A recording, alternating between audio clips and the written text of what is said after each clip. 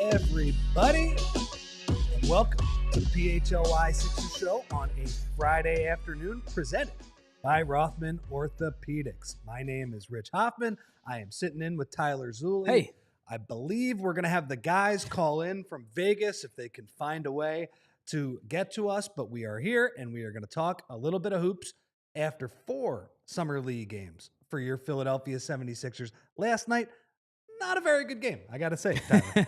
That's a nice way of putting it. Not a good game. So we're gonna take all 4 games and give our takes mainly on the guys who we think can be on the roster. Sure. Some of them we know will be on the roster. Some are more fringe players, two-way signings. But I have not been in for a week, and I've watched 3.5 of these games. I didn't watch the second half last night, guys. I'm sorry.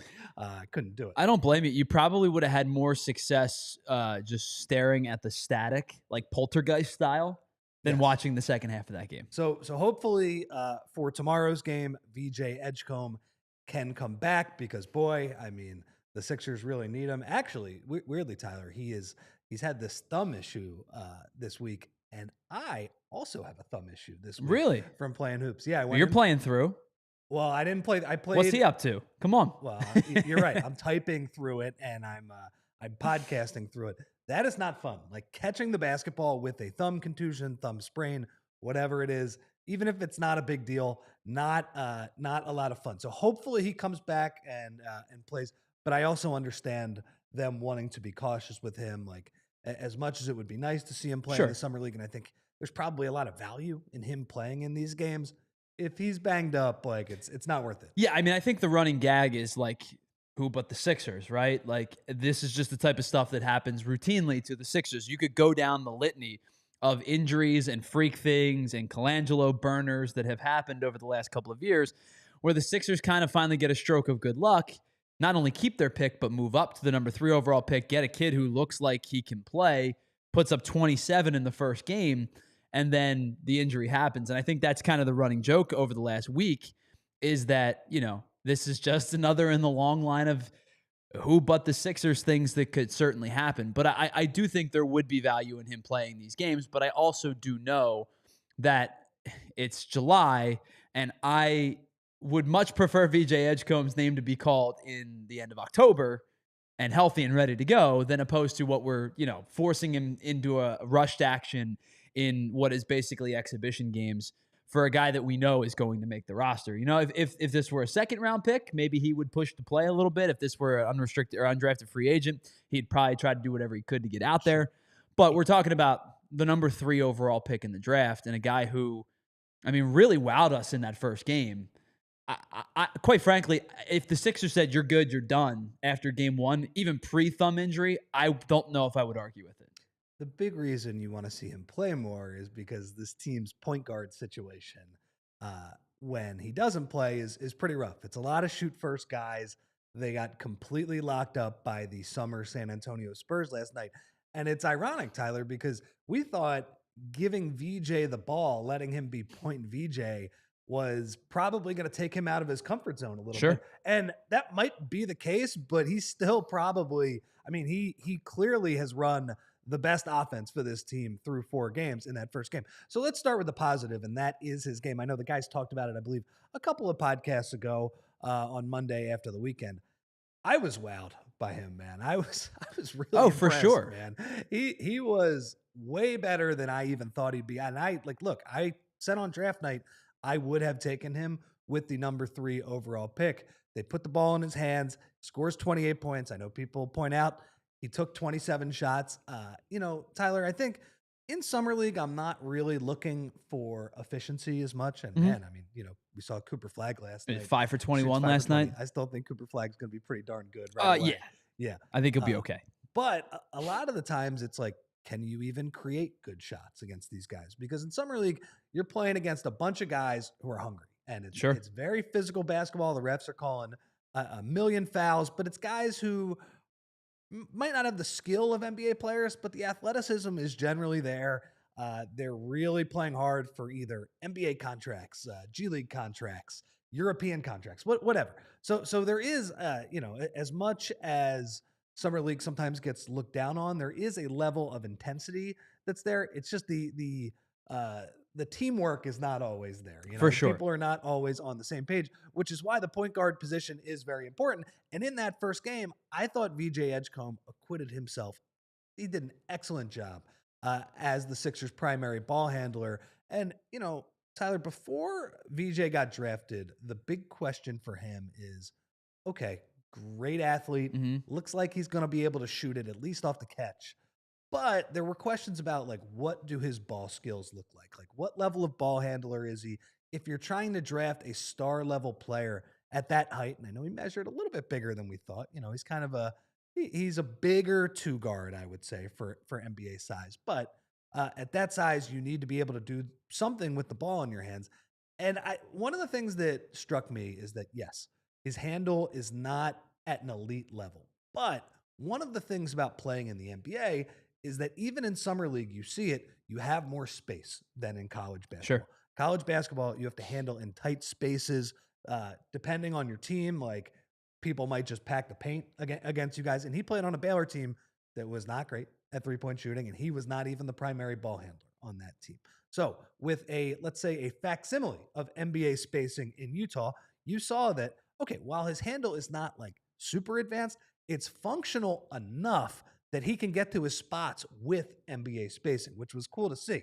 A big thing for me in summer league is, does your athleticism pop? Like we were talking about this before the show, but one of the summer league can be misleading sometimes in either direction. Sometimes a guy can kill it and then he'll struggle when the games actually matter. Sometimes he can struggle and he can kill it when the actual games matter. But a big thing that is a tell for me is athleticism. And it was the Evan Turner Summer League. I guess it's 15 years ago at this point, where Evan Turner, Sixers draft him, 3-year player in college, and he just did not look athletically overwhelming compared to those players. He was not getting to his spots. And look, like ET had a decent career. He got a pretty ridiculous contract. He got pretty lucky. He was in the cap spike summer. So that was the summer that everybody got paid. Yeah. Like Timothy Mozgov was getting $75 million. And Mozgov, Joakim. It was insane the money that got handed out that year. Allen Crabbe was the worst one. It was the year that Durant went to the Warriors too, which was ridiculous. But anyway, he had a decent NBA career, but you're obviously, when you make a top 2 pick, you're looking for a star level player. And he wasn't that. You could kind of see that his athleticism was not popping. VJ, like he, with his right and his left hand, I thought he did an excellent job getting to his spots. I thought he did an excellent job playing off 2 feet. I believe the stat was after 13 pull-up jumpers his whole season at Baylor, he makes 5 of them in his first summer league game. And he looked very capable of doing that. I thought his footwork was great, like the ability to jump stop and play off 2 feet and reverse pivot and then shoot and hang dribbles with his left hand. So I think what's cool for VJ is that you look at his baseline skill set, which is, his ability to dribble and shoot, his athleticism. And then the third thing is that I think he reads the game pretty well. Like they were running dribble handoffs for him at the top of the key, and he was finding Janai Broom for buckets. He was making the right kick out passes. It feels like he has a decent court sense. Like maybe it's not elite. Maybe it's not like a point guard, like Trae Young level, Ben Simmons level, LeBron level, but it's pretty darn good. And so I'm just excited that I thought the baseline is all 3 of those things: skill level, athleticism, and feel. And I think that skill level can still get a whole lot better. But I think we saw like it's pretty good right now, and he can be pretty darn effective with what he already has. Well, and I think with him, the conversation that I remember you guys having, I remember a lot of people who cover the draft were having, was like, the reality is the floor is really high. Like the baseline player that you're going to get from VJ Edgecombe is a very good player. I think the question for me and for a lot of people much smarter than I was that what's his ceiling? And when you're picking at 3, I think maybe my deterrent off of Edgecombe a little bit, because I hand up, I will say, like, I didn't love taking Edgecombe there. I liked taking Edgecombe there, but I was almost, until like all of the nonsense happened, I was still in the Ace Bailey camp for quite some time. And the reason being is because I think when you're picking at 3, especially when you don't expect to pick at 3, whether it's moving up from the pick they did to 3 or having something fall into your lap, my expectation is you should take a game-changing type player if you can. Somebody with incredible upside, somebody that, 2-3 years from now could be one of the two best players on your team. And so that was I didn't know what the ceiling of Edgecombe is, and I still don't after one game.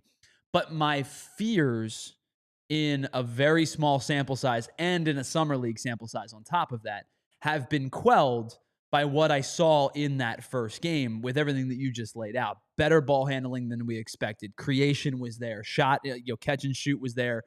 Pull-up jumpers were there. And does that translate to 82 games over 10 years? I don't know yet. Well, long career ahead of VJ Edgecombe still. But he has at least given me the peace of mind that if that, and not on 27 shots, I don't think he's going to take, he may not take 27 shots in a week sometimes. No. But he's given me the peace of mind to say, this guy can do it if you need him to. Yeah. And I feel comfortable watching, he has the comfortability to pull up and shoot, to create in space, to create his own. And that to me is significant. We also, I think, saw in that game the stuff that, like you said, his role is going to be much different when he plays for the Sixers this year. Oh, 100%. When Tyrese Maxey is here and Quentin Grimes and Paul George and hopefully Joel. Nice video of Joel, by the way, the other night with, did you catch that? With his son. Him that and was Arthur cool. in the backyard. Yeah, that was really cool. Arthur, he looks like a bucket already. I mean, I know he's shooting a soccer ball, so it's, might be a little smaller, but man, he's already got the form. Anyway, it was good to see Joel looking happy and also just like, a sign of life. Sure. I feel like most people ask me like, what's going on with Joel? What's going on? And I'm like, I don't know. I'm like, guys, I don't I don't know. So anyway, it's nice to see some signs of life from him. He was also tweeting about the Phillies game. Did you see that? The walk-off inside the Parker, yes. And Joel, clearly, the guy loves sports so much. He's I think he is quietly like a pretty big Phillies fan. Well, we know he's a diehard soccer fan, like a huge soccer fan. But I do think he has come into being a pretty significant Phillies fan. I do agree. Well, he's a big sports fan in general. He loves, I used to talk with him about this all the time. Formula One. Oh my God, he loves it. He loves that. It's unbelievable.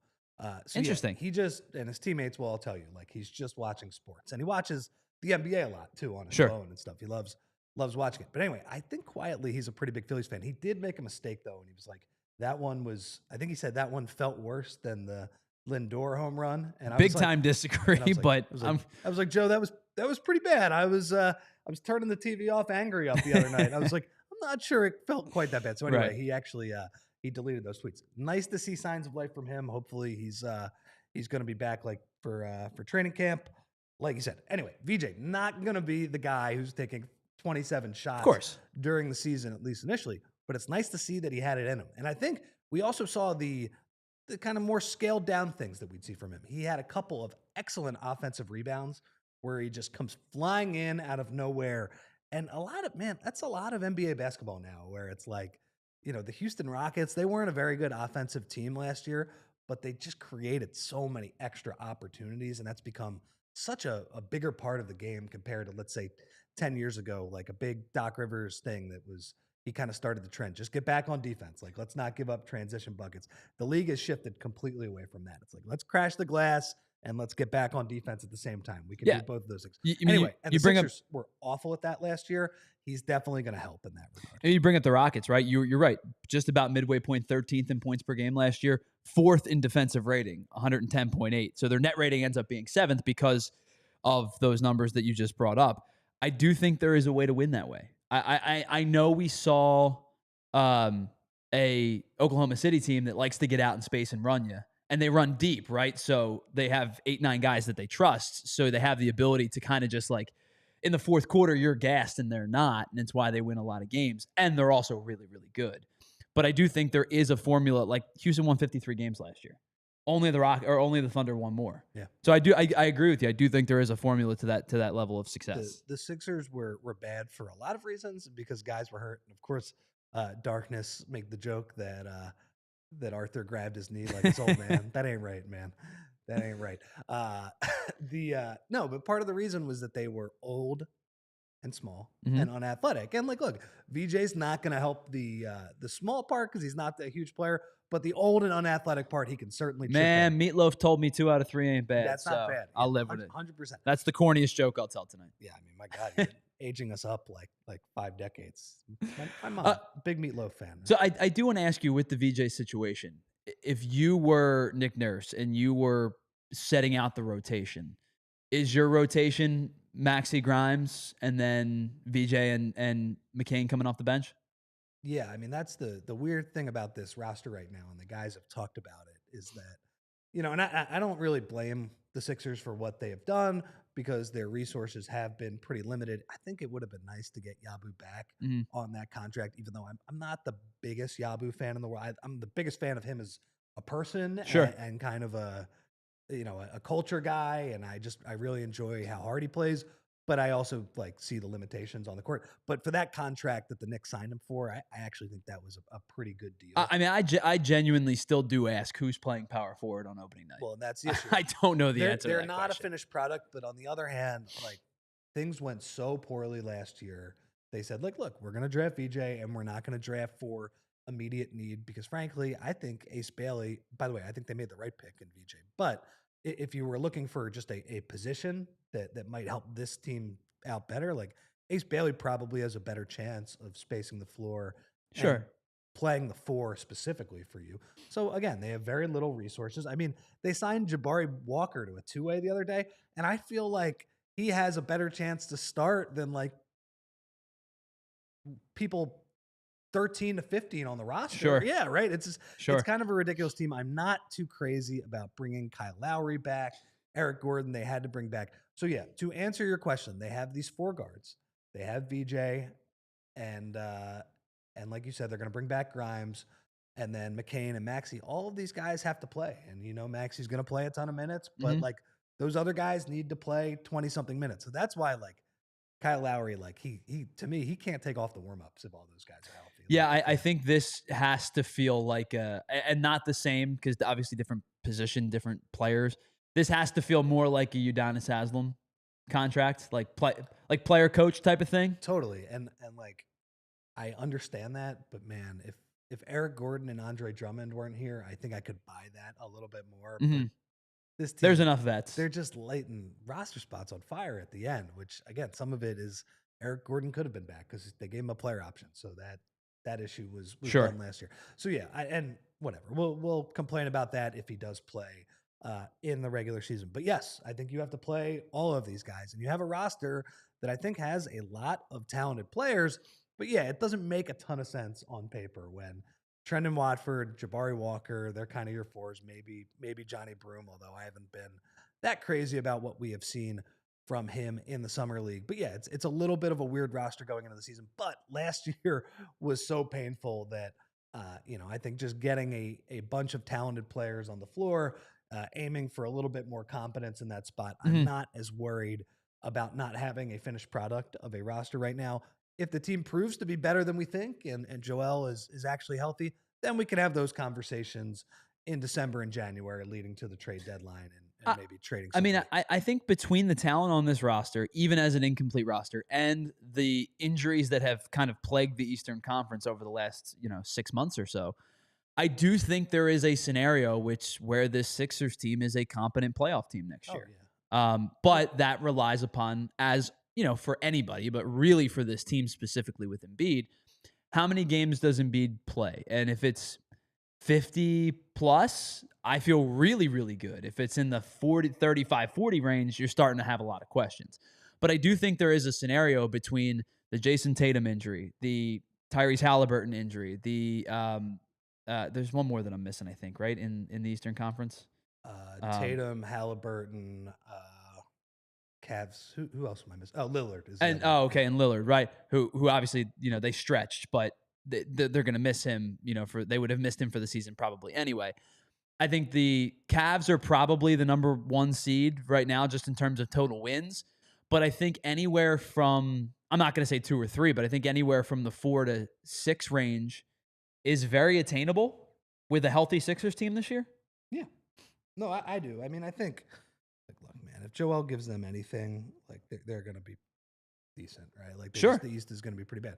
Now I have no idea if that's going to happen, so it's probably useless to argue over. But yeah, I mean they have a lot of talented players. It doesn't make 100% sense on paper, but like let's see what happens after a terrible injury season last year. I mean, Devon and I did the Eastern Conference tiers last week, and we kind of had them in that 6 to 8 range heading into the year. And look, they could be 5 spots worse than that. They could be like literally at the bottom, or they could be like, I think like 3 spots better than that too, if things go right. I mean, they're a complete wild card, but they're just so ridiculous to talk about because it depends on Joel's health. And I'm just like ducking as I'm saying that, you know, people are just like, stop, shut up, all that stuff. There really may not be a larger discrepancy between floor and ceiling team in the NBA next year. Yeah. Which is crazy to say, considering it's effectively the same roster from a season ago.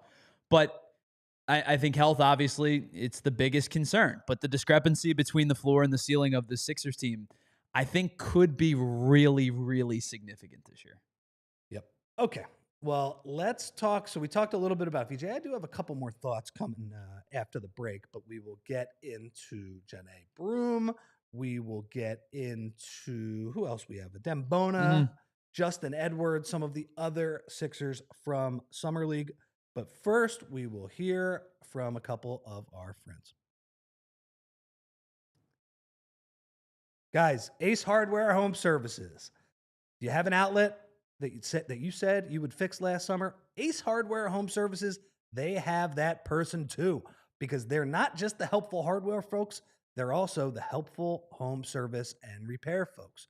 From plumbing and electrical to heating and cooling, they've got the trusted pros to keep your home humming all year long. They are bringing helpful home, the helpful you love, from the store now to your front door, and from Philly all the way to the Jersey Shore.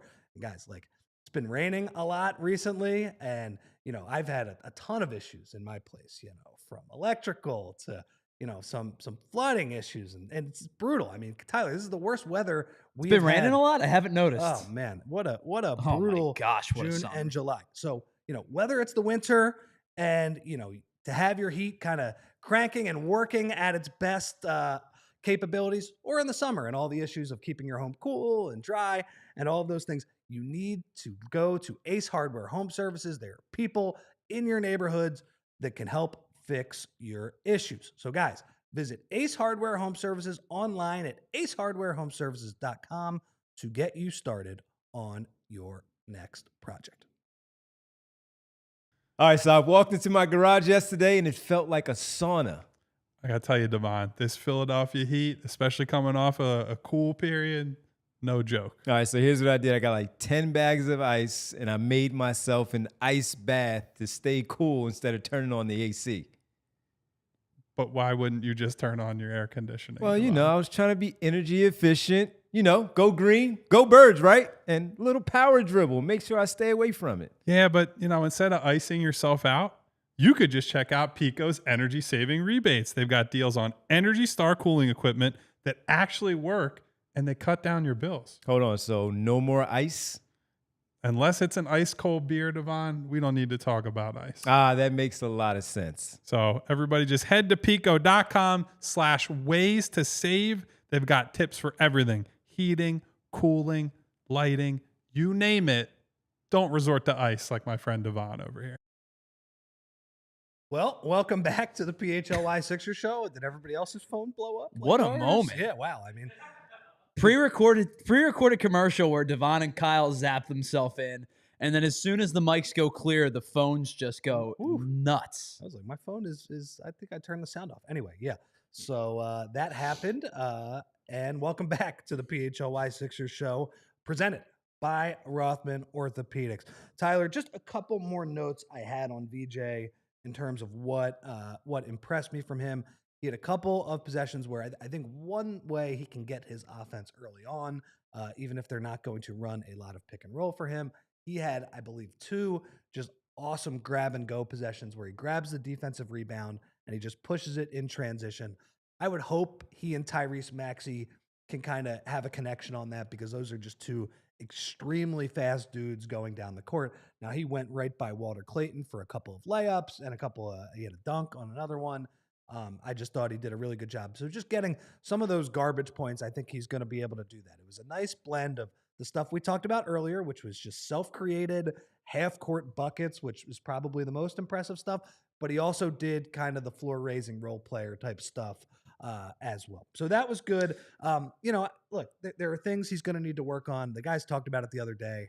He does need to refine his handle in tight spaces. One thing he does, he takes off too far on a couple of his layups. And part of that is that he trusts his athleticism too much. Now, I understand why he would trust his athleticism because I don't blame him. He's an amazing leaper, but he was not a great finisher around the rim for somebody that athletic in college. And some of that boils down to the fact that he's taking off too far on his leaps. And some of that is just literally, Tyler, it's just taking one more dribble in a tight space and then taking off from, a foot or two closer. So I want to go back to the one thing you said there with a tandem of Edgecombe and Maxey, because they can get out in space and push and all that kind of stuff. The Sixers last year finished with the 7th worst pace in the NBA.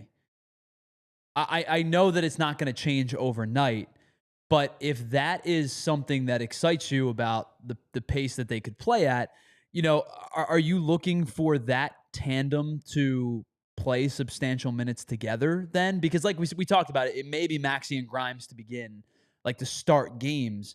Is there a scenario which it's maybe Maxey and Grimes to begin games and then Maxey and Edgecombe to end them, depending on situation? I would hope so. And sometimes pace can be a little... I know it's a little misleading sometimes. Well, sometimes it can be a defensive stat too. Sometimes it means you're getting back on defense and forcing the other team to have long possessions. But look, the Sixers were a slow team last year. No doubt about it. They did not get easy buckets. Now, look, some of that is that when Joe plays, which, by the way, he didn't play that much last year, so I don't know how much you can blame on him in this regard, is that they didn't get a lot of easy buckets at a time when, teams are getting more and more easy buckets, and that is a bigger part of their offense. Yeah, 100%. Like, I would hope VJ would get rotation minutes down the stretch. I'm a little dubious that Nick Nurse will do that. I think Nick Nurse is, and by the way, he is like a lot of NBA basketball coaches, a lot who have been around for a long time. They default to older players. I think for a long time, that's probably been the best way to win games. But I think more and more with the way this game is played, and it's more about athleticism and depth and youth, I do think he needs to play VJ through some of these mistakes late in games. Now, in fairness, he played Jared McCain late in some of these games. There were a couple times where he didn't play Jared enough, but also Jared was not the number 3 pick in the draft, and it was a little surprising how well he was playing. I don't want to say he came completely out of nowhere, but I think once he established himself more, he was getting those late game minutes, and then it felt like 2 weeks later, it's he's hurt, so he's out for the season. So I would hope so. But it also is a point where it's they have 2 other guards in McCain and Grimes where I'm not going to get as mad as I would, if Eric Gordon is playing. Sure.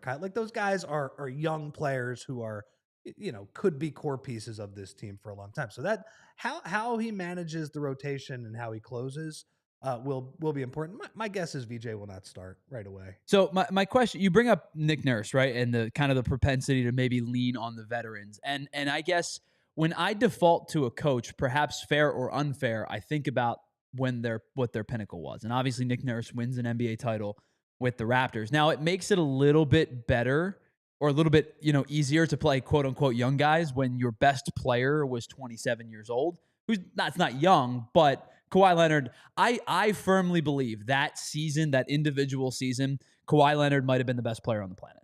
Oh yeah. For a six week stretch, he was on a tier above everybody else. He went God mode in the playoffs. Yeah. But I do look at the numbers and I see 32 minutes a night for a 24-year-old Pascal Siakam, 28 minutes a night for a 24-year-old Fred VanVleet, 20 minutes a night for a 21-year-old OG Anunoby. He did at one point use young guys to win an NBA championship. Now it was offset by 32-year-old Lowry, 31-year-old Danny Green, Serge Ibaka, Marc Gasol. Those guys got significant run. But I do know that there was a time where he did have a willingness to play young guys if they proved to him that they could be a part of a rotation. I would like to see that happen again. it's not fair for me to sit here and compare Pascal Siakam, who's gone on to become a really, really good NBA player, to a rookie trying to play the 4 or some young guys, playing some backup minutes at the guard spot. But I do know, in not that far away of the past, Nick Nurse did use young guys to win an NBA championship. Yeah, and Toronto's player development for a few years there, before Nurse got a little more entrenched, was some of the best in the league. Sure. Now, they got worse. Now, some of that you could blame on Nick Nurse. Some of that you could blame on Masai Ujiri, who's not the general manager there anymore, and had a pretty rough last 5 years when Nick Nurse was there, but also afterwards. Thought that was a deserved dismissal, even though it had to do with money a little bit. Okay, so yeah, I would hope Nick Nurse plays him, but like at some point, it's the number 3 pick in the draft, and he clearly does positive things. One of the nice things about VJ, I would say, Tyler, too, is that Nick Nurse, he likes athletic guys, that he runs a defensive scheme where he wants guys flying all over the court and really helping and recovering on drives. VJ's good at that stuff. So I do think like rookies are not typically as good at defense as older players in the NBA. It just takes a couple years for them to learn the rules. Like I said, like the spacing is completely different. The 3-second rules are different than you get in college, all of those things. But I think VJ, you can teach him how to do some of the wing things pretty quickly. And as long as he's like not a completely slow learner, he has the athleticism to make up for some of the mistakes he has made. Okay, so VJ, nice game. I hope he will be back for tomorrow. He said on the broadcast, I believe he said he got interviewed. He said he would hopefully be back. These thumb issues can be a little bit tricky, but take that for what it's worth. That he said he did not shut the door on him returning. Kyle had some video from their shoot around the other day. Looked okay shooting the ball. Sure. Like they wasn't like he wasn't going through shoot around and taking shots.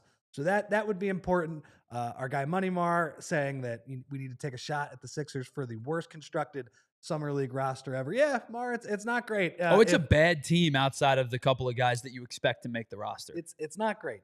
Yeah, and some of the guards too, they just really do not.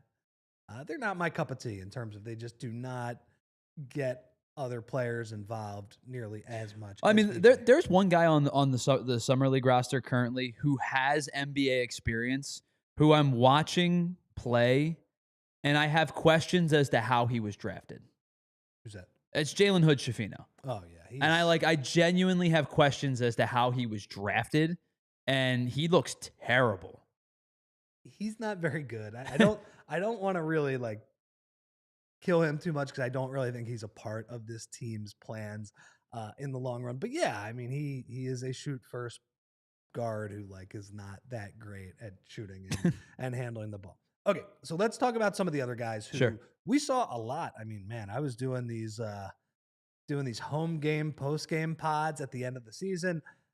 Really, two of the guys who I actually like, thank God for them because it was pretty bleak. We could have been talking about, the Jalen Hood-Schifinos on the team, but two guys who showed some promise in admittedly pretty low stakes basketball in March and April. That was Adem Bona and Justin Edwards. So let me start with Justin Edwards because I find him to be pretty interesting. I feel like he has underwhelmed a little bit for the second summer league in a row. So the Sixers, Tyler, they get him as an undrafted free agent on a 2-way contract last summer. And Kyle and Devon and Derek, they have told the story a bunch about how he didn't look very good. Now, he didn't look very good in the games, but they also saw him in practices. He was not that great at like creating his own shot and those things. So he is a funny player in that at Imhotep a couple of years ago, he was, it was not considered to be a great high school class, but he was basically considered a top 3 player in that class. And when I think of those high school players, sometimes those guys don't work out as NBA players. But the reason they don't work out is that they're not good enough to do the stuff that they did in high school. Basically, they're not good enough to have the ball in their hands at all times. And they can't make the adjustment to being more of a role player. Like, I'll give you a perfect example. Jahlil Okafor. Sure. He was like a dominant post player in high school and even in college at Duke. Like, they won the national championship as their center, and they would just throw the ball to him in the post. But in the NBA, he was not as good at being a post scorer. and he was so slow and he couldn't defend the rim that the role player things that you need from that position, he wasn't good at doing as well. And there are a ton of stories like that.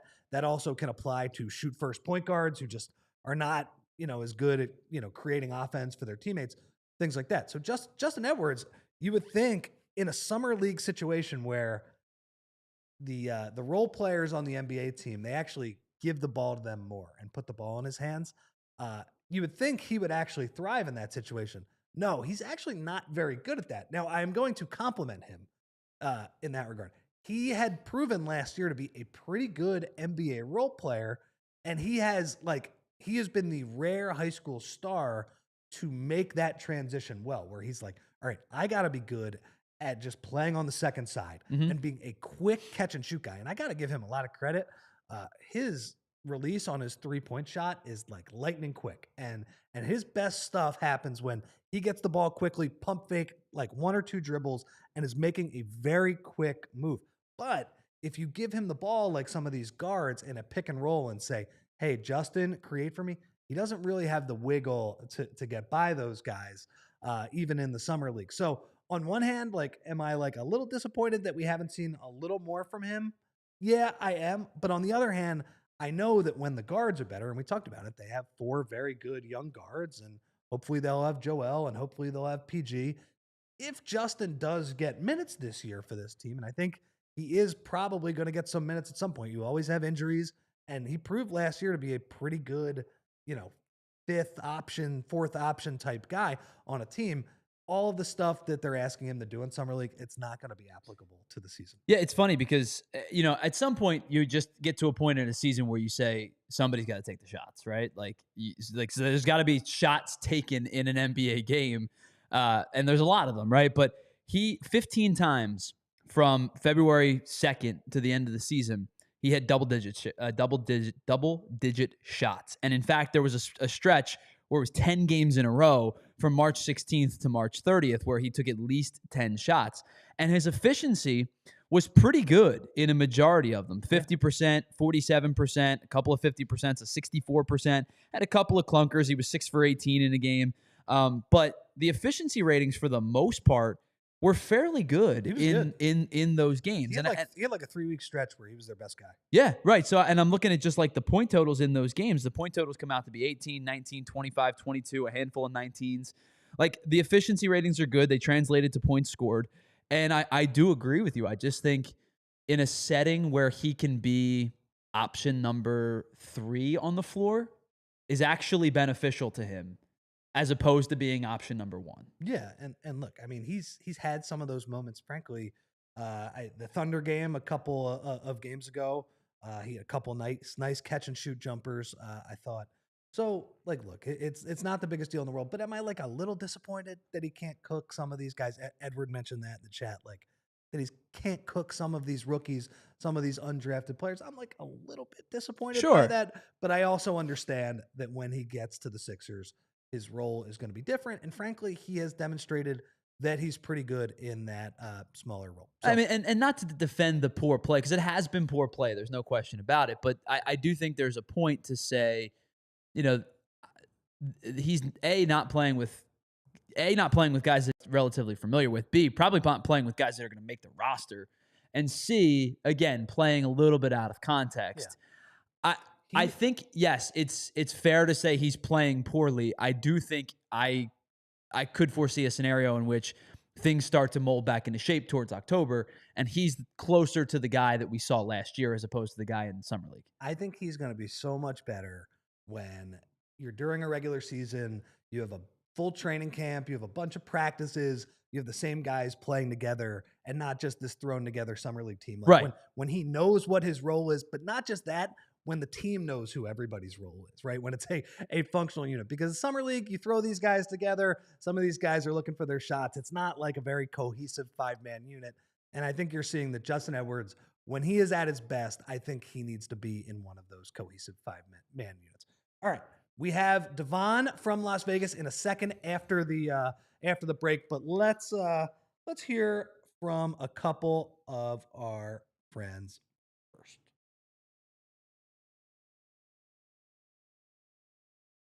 Empire Today guys, the flooring experts. And just like your favorite team needs a home court advantage, your home needs a home floor advantage. And Empire Today can help you get it. Empire Today, they have flooring experts, dedicated flooring professionals who focus on flooring every single day. Guys, we have all been to those big box stores. You wander endless aisles, and then somehow you're hauling all of those materials home, looking for an installer, and coordinating everything yourself. Those big box stores, they might have a flooring department, but the person helping you with flooring may have been doing sinks yesterday and could be stocking light bulbs tomorrow. It is very easy to be overwhelmed in that situation. So why is Empire Today your best bet for a new floor? It's because they live and breathe flooring, and they will be with you every step of the way. And they bring the showroom right to your home. You could pick the right flooring and the right colors for your space and see how it looks with your furniture in your house and get precise measurements taken at the same time. With Empire Today, you get clear upfront and all-inclusive pricing, plus you can schedule installation as soon as the next day. Nobody likes to wait. So guys, schedule a free in-home estimate today because some things are just better at home. PHLY listeners can receive a $350 discount when using code PHLY. Yes, you heard that right. A $350 discount with promo code PHLY. Restrictions apply. Visit EmpireToday.com/PHLY for full details. All right, let me tell you about our friends over at Bet365, because whatever the moment, it's never ordinary at Bet365. And you'll find out why 90 million users worldwide get access to 780,000 live stream events each and every year. Bet365 is the pioneers of live in-game betting. Lines change all the time. Spreads, totals, player props change consistently.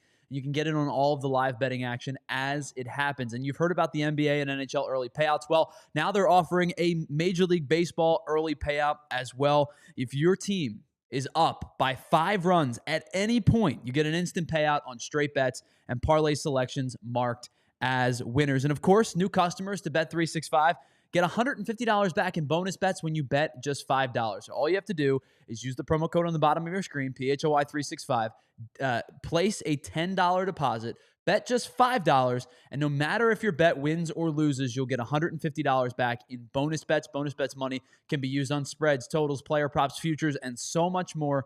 You find out why it's never ordinary at Bet365. And welcome back to the PHLY Sixers Show, presented by Rothman Orthopedics. And I believe we have our guy, Devon. Respect for Julian. There he is. DJ. Yes, we do. What's up, man? Going on, fellas? How's it going? It's going well, man. Everything's okay. We're all tired, after our adventure with our flight getting here. Early wake ups, late nights, and but it's been good, man. Good access, good conversations with people as always. You know how it is when you come to Vegas, Rich. So good times. Yeah, I mean, we talked about it. Those weeks in Vegas, they can be pretty long, right?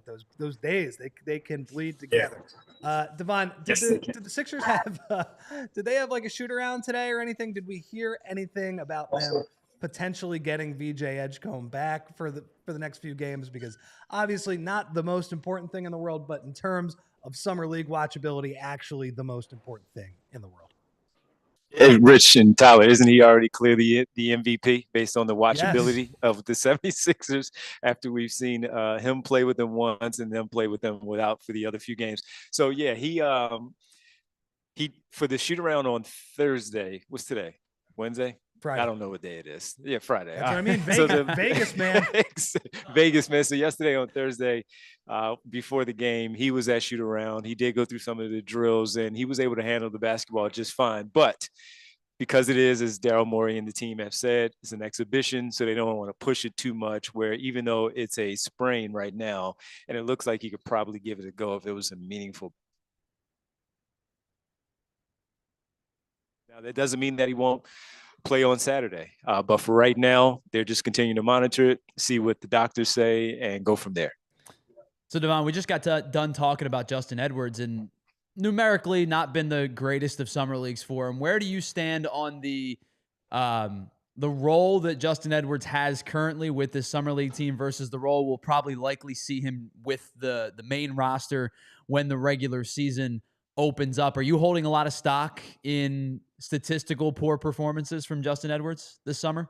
Not much. You just want to see the turnovers drop a little bit and make sure that he continues to hit the outside shot, because we know that's what it's really going to be once the season gets underway, right? Where he is the one that's the catch and shoot guy, play the defense that he is, be that connective type of passer, occasionally putting the ball on the floor, which we did see a lot of in the second half of last season where he got a lot more minutes. But in this environment, that's not really who he is. So while I did want to see a little bit more of him stepping up a little bit, like we saw with Ricky Council in the past, in that role last summer where he stepped up and he scaled up a little bit for the playmaking as well. With Justin Edwards, while I did want to see it, you kind of now really understand who he is in the NBA, and that is not necessarily the case. And I also think, and something that Derek and Kyle and I have talked about with Bree as well, is not having a real point guard with him. How much of that is does it affect how much he's able to do those types of things, putting the ball on the floor, maybe getting to the basket, getting to the painted area and finishing that way. So not so much, because of who we all know him to be once the season gets underway and what his role is going to be. Devon, Janai Broom, that is a guy that we have actually not talked about yet today. Kyle actually had some points, I would say, some light criticism of him in his observations from last night's game. Over these 4 games, what have you seen? What has stood out from the Sixers second round pick? Honestly, Rich, that some of the questions that all 4 of us have talked about kind of just coming to the forefront. Even in this environment where he's had his good ones, he's had his bad ones. And when you now think about him playing on the next level, but in the meaningful games, what's that going to look like when he's playing against those bigger guys in the front court, the ones that he's going to have to defend on the perimeter because he gets caught in a switch, or the ones where he does, in fact, again, play against some of those bigger bodies down on the low block? How will that affect him? So can he find that rhythm? Can he find his footing in the NBA environment out there? And once again, similar to the Justin Edwards piece of it, playing with a different type of player, Tyrese Maxey, Jared McCain, Quentin Grimes, VJ Edgecombe, when he gets to Paul George, when he gets to the regular season, how much of that will help him, and maybe we'll see the better version of Janai Broom. But so far, even on the rebounding side, we've seen some, but not enough, like we saw on the collegiate level, where these guys here, man, they're hungry. These summer league players, not a lot of them will be playing after this week. They'll be looking for jobs elsewhere. And while he's going to be in the NBA and he has a 4-year contract, he's going to have to find a way to, again, find his footing, find his way in the NBA right now, because so far it has been a little bit underwhelming for the Janai Broom fans. But for us, like we talked about him, these are some of the concerns, Rich, that we discussed, not only on draft night, but also when we were watching some of those Auburn games and certainly pre-draft. One point that really stood out to me with him through these 4 games is that everything inside the arc looks so much worse than when he's facing up. Like, the best stuff he has done has been as that facilitator. You play that 5-out delay. He's done some good stuff, picking and popping, some dribble handoff stuff, has like a decent feel for that. But I think he's 5 of 21 from inside the arc. And Kyle mentioned it last night. There's like a couple like pretty ugly hook shots he's taken. He just does not look very comfortable or physically overwhelming. And you mentioned the rebounding as well. He has struggled there for sure. I think that is. Yeah, he has. Yeah. So. And he's played. And he's played not only the first game here, but he's played in every game there in Salt Lake City as well. So just very curious to see how it all comes together for him. Once these games continue to pile up for him and he gets these minutes underneath him, will it change? Will we see a better version of Janai Broom? They're confident in him. The Sixers, as an organization, they're certainly confident in him for what he can do. But right now, you do kind of expect, right? Even with the below the rim stuff that we talk about with how he plays, as a veteran, though, you still do look at him and figure, all right, maybe he can settle the offense down a little bit. We're struggling here to get some things going. If his outside shot is not his strength, certainly, as you just pointed out, inside the arc is where you're going to lean on him to try to get you out of some trouble. He's unfortunately been unable to do that. So, Devon, we kind of look into your crystal ball a little bit. We were talking about the lack of front court talent, really, outside of Joel Embiid. If you were to look into opening night, and I said Maxey, Grimes, Paul George, Joel Embiid, and whom is, I guess, starting at the 4? Well, I actually, I would shift that a little bit and say your 4 by default will be George, where Oubre would be your other starter in the front court. So any combination of those two, just in the front court overall, I think that's what it will be. It may not be perfect right now, but as we've discussed on the show and the guys have mentioned, it doesn't mean that when we get to, let's say, the trade deadline and you put together your final roster, that's going to be your final group. So I would say that that's where the season would start off, but you have so much talent that it shouldn't be that much of a problem. Devon, last one from me. When you mentioned it, you called Edgecombe sort of the MVP by default, and I know what you mean. Is it kind of shocking to you that the Sixers, their guard play, particularly last night when they just got pressured by Carter Bryant and all those guys on the Spurs pretty hard, their guard play has been so poor for the most part. I know Judah Mintz had a couple good games in the middle of that Utah run, but VJ Edgecombe, a guy who we were wondering, like, how good are his ball skills? What type of playmaker is he? On this summer league team, he looks like the guy who can really settle this offense down more than anybody else that they have. Yeah, I mean, and when you think of, let's say, like Jalen Hood-Schifino, but he's not a point guard. Just because he has NBA experience, he's not a point guard. Judah Mintz has looked good, but we also know that he's playing for his life maybe elsewhere or even with the Blue Coats. So the lack of guard play, it was something that stood out to all of us when the roster came out. Jared McCain, that was highlighted because of the fact that you were looking for him to be that type of player with VJ Edgecombe.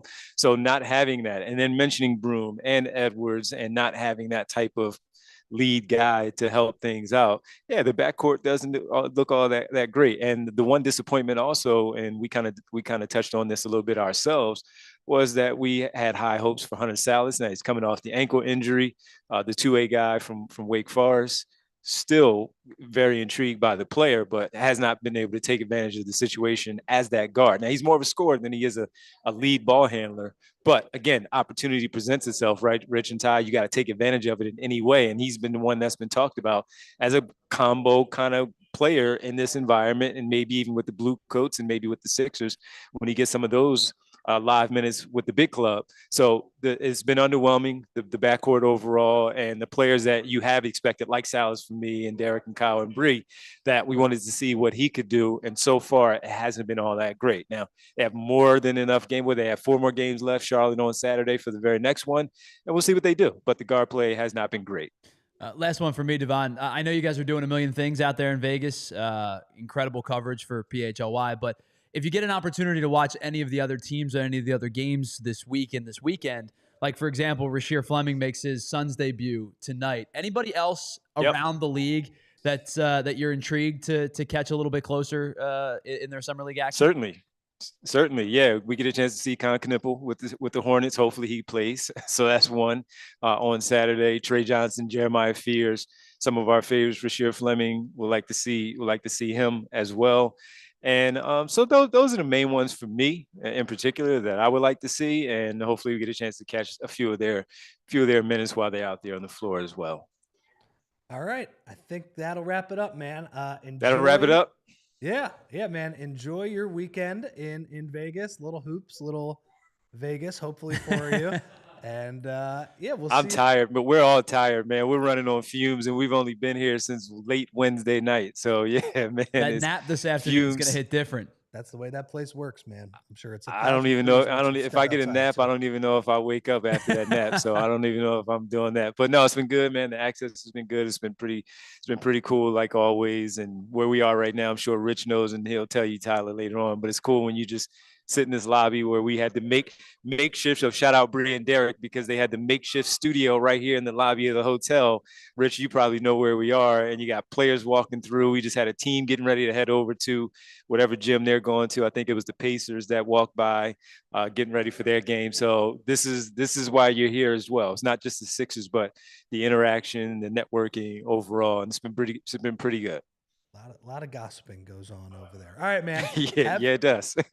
Have fun. Catch up on your sleep, and I guess we'll see you next Monday. See you on Monday. So shout out to all of our diehards in there watching, and I know Tyler and Rich have held it down well. So we appreciate everybody. All right, man. See you. See you guys. See you, Devon. We got to do our best to do roll call in a couple minutes because we do. They kill it each and every day with that. So They do. Yeah, I mean, Devon and Kyle are really, honestly, Derek's not very good at it. I'll take the Derek role. You got to take Devon and Kyle role. Oh no, that's actually, you know what? Those are big shoes. Andrew, you get called out to do the singing on an Anthony show. Yeah, maybe you could do roll call today. No, I want to see you guys do it. I think you got it. I think I got it. Yeah. So Broome has been. Yeah, I'm like, I was skeptical of him as a player coming in. It just felt like the stuff he did at Auburn, I just wasn't sure if that was going to be able to translate. Like, he was a terrific college basketball player. Yep. But he's older, and that's the other thing with this too. He's an older player. I kind of wish he was like killing people in summer league. That's, when you have somebody who is, I'm trying to think of like who are some of the younger, Cooper Flag, right? Like, sure. He's like insanely young for his age, or for his class, and obviously for summer league. Broome is an older player, and I would like to see more. The issue, that I've seen too, is that, like, obviously he's not like much of a mover on defense. I think he's really going to have to turn into a great shooter, because outside of like when he got in that first game, I remember he got Walter Clayton on a switch a couple times. All right, he can post him up and score on him. He had some okay moments, offensive rebounding, but the defensive rebounding has not been great. I feel like he's really going to have to shoot it well from beyond the arc, because he can handle the ball and get you from side to side, which is kind of a staple of what modern NBA offense is. So those are my concerns with him. Bona has not had the biggest couple of games. The last time he has played, I'm really not concerned about that. Like, I think everything on offense for him, it was cool in the first game. He was going through Filipowski on Utah, and he was just dunking on him every single time. Yeah, it would be cool. He actually had a really nice, I should say, last night. He probably had the highlight of the night. Bona went grab and go, and he went coast to coast for a layup. I was impressed with that. Now, is that something he would be able to do in a regular season game? No, he would not. But it's Vegas. Let's have a little bit of fun. But he is a pick and roll and a lob threat on that end. I like that he's working on his threes, even though he's missing them. That's fine. Like, have a little bit of fun in Vegas, try and push your boundaries. But he is somebody who is very reliant on what level of guard he is. And we saw in the middle of last season when Tyrese Maxey had his best stretch, which was in like January, early February, where Tyrese Maxey had an up and down season last year. It wasn't all his fault. He had an injury. Maybe I forget. He had something with his hand that was not allowing him to shoot straight. And then early in the year did not have the right teammates, but he had a really strong stretch in the middle of the year. He developed a nice little pick and roll chemistry with Bona. So Bona hasn't had the best couple of nights, but if the guard play was a little bit better, I think that would change. Yeah. So real quick, go back to Broome for a second. You brought up the age compared to a lot of the. Now, I'm not going to compare the top 10 picks to the 35th pick. That's not fair. But of the top 10 picks, 9 of them were freshmen, and all 10 were underclassmen. Colin Murphy-Boyles was the only one who went back for a second season. The rest were all freshman selections. There is something to be said for a guy who has played 4 or 5 years at the college level. I think when we talk about Broome, we have to almost do the split of Broome's college accolades and what Broome can be at the NBA level. Because I think Broome's college accolades speak for themselves, right? All SEC player, conference player of the year type of player. He was the second best player in college basketball. Right. Really, really good college basketball player. And then the question was, how does he translate? And is he too slow? Is he too unathletic? Is he able to step out and guard in space? Is he able to step out and create in space? Like, to be a big at the NBA level at this point, for the most part, you got to be able to step out a little bit. And 100%. And Tyler, real quick, he's going to finish his thought. Thanks to everybody who's watching on TV. We're going to overtime.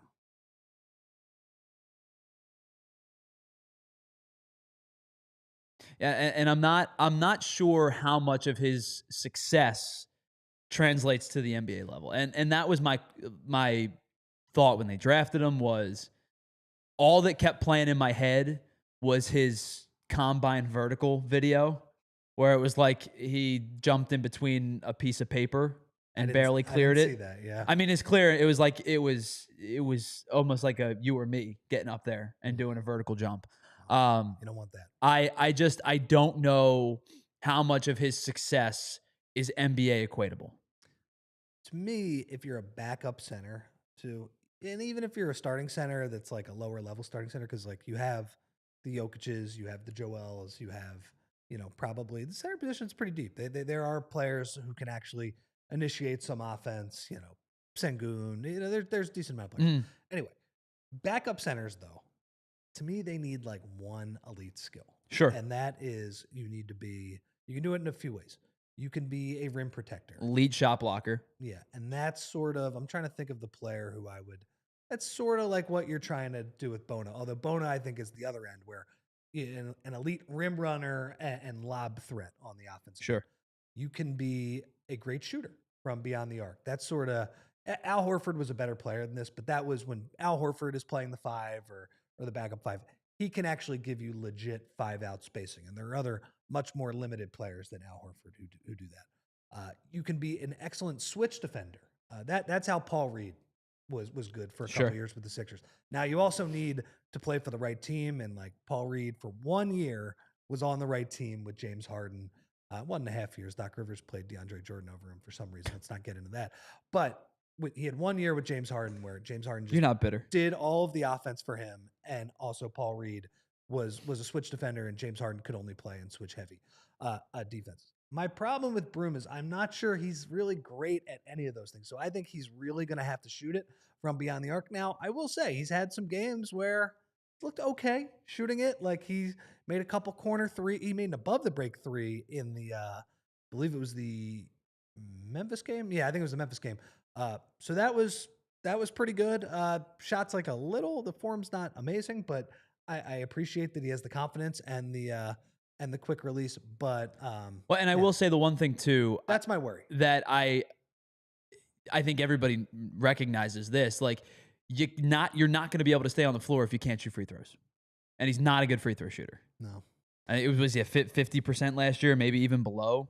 Like if you're going to get minutes and like an offensive strategy is just like hack you because they know you're coming away with 1 at best, that becomes difficult. He was 58% last year. Like you got to get better than that. You've got to be in the high 60s, low 70s. It's also that's a tough indicator because usually your free throw shooting is an indicator for what type of 3-point shooter you will be in the NBA because you are working now less so with him because he played for I think it was 5 years. He played in. He was there for a while. Yeah. I mean, he played at I think it was Morehead State. Correct. To start, and then he played at Auburn, I believe, for 5 years. But there's a limited sample size in college, so sometimes people have found that your free throw percentage is actually a pretty good indicator of your touch and what type of 3-point shooter that you will be in the pros. Anyway, slow start for him. I'm not like getting too hung up on it. The issue with him too with that pick was there were 3 or 4 guys right at the beginning of that second round that I wanted the Sixers to take over him, and they all went off the board. Yeah, like I know Rasheer Fleming was a big one for you guys. Was one. What do you think if the Sixers? I was going to ask. Do you think if the Sixers had a pick prior, would they have taken Kalkbrenner instead of Broome? I don't have inside information on that, but my guess is yes. That they would have. There was I'm blanking on his name. Kyle and Derek did such a better job on this. There was the French wing was actually a pretty good player. Noah Penda. Yes. He was another guy that we were intrigued by. All of those guys went, and not only did all those guys go, a couple of teams traded like 4 second-round picks to get those guys. So it felt like they were just in a rough spot there. But that's okay. Daryl Morey has had a good recent history with second-round picks. This one I'm not so sure about right away, but it's also a second-round pick. They tend to not pan out for the most part. It's a lower value move. Getting the number 3 pick is more important than that. Before we get to the roll call, our guy Devon, he has 3 super chats. What's up, Devon? For us. We appreciate it, Devon. Devon says, summer leagues concerning for me for the season. Coaching looks too much how we looked last year without Joel. We just look so much more unprepared compared to every NBA team. I would say, Devon, in the summer league, I'm not as concerned about that because I've seen a lot of summer league teams, whether it's the Sixers or a bunch of other teams. There are years that the Sixers are that Spurs team from last night. They have older players. They're ready to go, and they're beating teams by 25, 30 points. So, yes, I agree with you. They look unprepared, but there are also reasons for that. These are are guys kind of fighting for their careers, and they're also thrown together for a week or two. So they don't really have a ton of time to build their chemistry. And as we mentioned, the Sixers guard play, like the guard play is super important, and having a pass first point, not even a pass first point guard, but a more of a floor general who can get other people open shots is really key in summer league. And the Sixers just do not have that. VJ Edgecombe has been the guy who really has fit that role as much as possible, which is pretty surprising considering what we expected of him before summer league, which both speaks very highly of him, but also, kind of gives you a reality check on this roster. All right, second one from Devon. VJ's player comp minus handle passing is Houston Westbrook. I think he's a way better shooter than that. Houston Westbrook scored 27 a night. Also led the league in 2-point field goals made and 2-point field goals attempted. Took 22.5 shots a night. They made a trade in the middle of the year where they were playing Covington at the 5. Like Daryl did. Oh yeah, they went super small, right? They did a really goofy thing, and part of the reason was that Russ was not much of a shooter. And I think that was 1920, I believe. Yep, they made the second round in the bubble. They took one game off the Lakers, but then they got smoked pretty good by that Lakers team. Hey, look, wasn't a bad player. So I'm not sure I agree 100% Devon, but I like the idea. And then Devon also says at the end, could trade up or have picked Kalkbrenner, Raynaud, Fleming. Now Morey will give me bowl and basket boozer. Wow. Oh man. Bowl and basket for those who have been in the supermarket aisles, I think have seen that. That's pretty funny. He does kind of like his mannerisms kind of remind me of Carlos Boozer as well. Yeah, I agree, Devon. I actually think some of those other guys like Kalkbrenner, we mentioned as a backup center, Kalkbrenner had that one awesome skill. He's a great rim protector. Sure. Right? And that's the one thing you can do. He has some weaknesses in other areas, but you can play him in that drop coverage and be pretty sure that he's going to protect the rim at the NBA level. Unfortunately, Charlotte took him with one of their 2 picks before the Sixers. So should he have traded up? I don't know. I don't know about that. You can argue about it. I mean, I think part of that is that Bona hopefully will be the backup center. You already have a serviceable player. The idea that you're not going to give up like major assets for that position, I also understand that as well. Part of those trade ups too, I think it was like Boston and Phoenix traded up for a couple of those players. They gave up a lot of capital in those moves. And I'm thinking like, yeah, I like Rasheer Fleming. I like Noah Penda, but I'm also like, I might not give up 4 second-round picks for them. You can take a lot more swings with some of those picks in the future, maybe even package them to move up for some first-round picks. Okay, Tyler, I think let's do it. That's about it. But we will get to our world-famous roll call. Look, you see the 3 characters there? That's none of us. None of us. So I will do my best. I saw my girl Winona. What up, Winona? Winona, Money Mar. Shout out to Theo. What's up, Phil W? What up, Phil? Duck Holiday was very active in the chat today. Shout out to Devon, our super thanks chatter. for the super chats. Marcus Blackstock, what is up? What up, Marcus? The 76th man. We had Lee Nguyen in there. Hello. Who else we have? Scroll up a little bit, Andrew. Sean Ford was in there. Who else we got? We got who else? A lot of people. This is active Cole chat. was in there. Yeah, active chat today. Let's see. Anybody else that we? You guys do this on a daily basis? This is hard to keep track of who you said and who you haven't said. Well, in fairness, Devon, this is a very active chat. He sometimes says names. Keep going, Andrew. Sometimes Devon says some names that are not there. Some of our regulars as well. Like he'll drop a Val, even though I haven't seen Val in there. What's Brian Pumper up to? Is he on like witness protection program?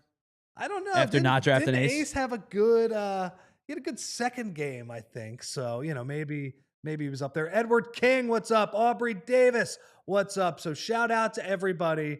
I think that's enough. Appreciate you all. Thank you. Was that like a C- roll call? Yes. That was a replacement. That was a summer league roll call. That's okay. You'll have the real roll callers back in the saddle next week. Tyler, thank you for stepping in and helping me out today. I appreciate everybody in here on July 11th. Hopefully, we get on Monday when all the guys are back. Hopefully we get another VJ Edgecombe game. I would hope so. I mean, frankly, even if you tell him VJ, just play with your one hand, just shoot layups with your right hand, like or whatever, his left hand. I'm not sure which hand is screwing. Stick your hand might be away from every play. Might be his left hand, yeah. Play Larry Bird style where, he just got bored and was playing with that left hand, whatever. Hopefully VJ comes back. If not, well, whatever. We'll still talk about some other stuff next week. So guys, we appreciate you hanging out with us on a Friday afternoon. And until then, we will see you. And Kyle and Derek and Devon will be back on Monday. See you, everybody.